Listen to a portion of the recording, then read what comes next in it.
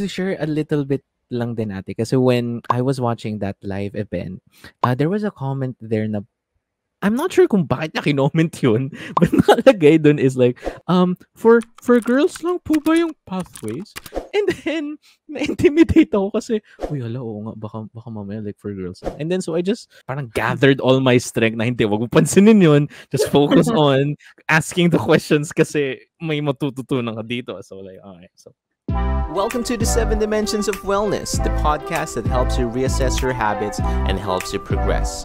The 7 dimensions are as follows: spiritual, physical, emotional, career, intellectual, environmental, and social. Reassess, progress. This is the 7 Dimensions of Wellness. Gusto mo ba expound ko yun? Yung tanong mo.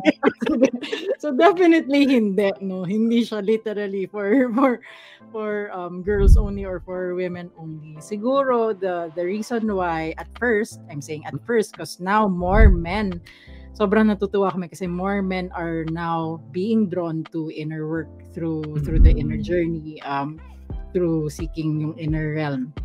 But I guess by nature, women, the way to explore about life, more on paloob yung nature ng women in reflection. It's more internal. That's why they gravitate more on inner work or self-reflection, self-discovery in a manner that's going inwards and then reflecting that outwards.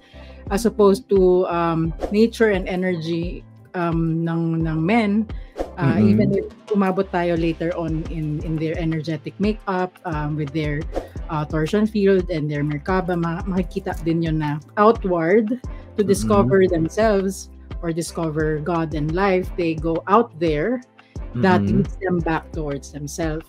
So it's like a process of evolution, inwards, outward, and involution, from external going inwards to meet thyself and to understand God and the universe.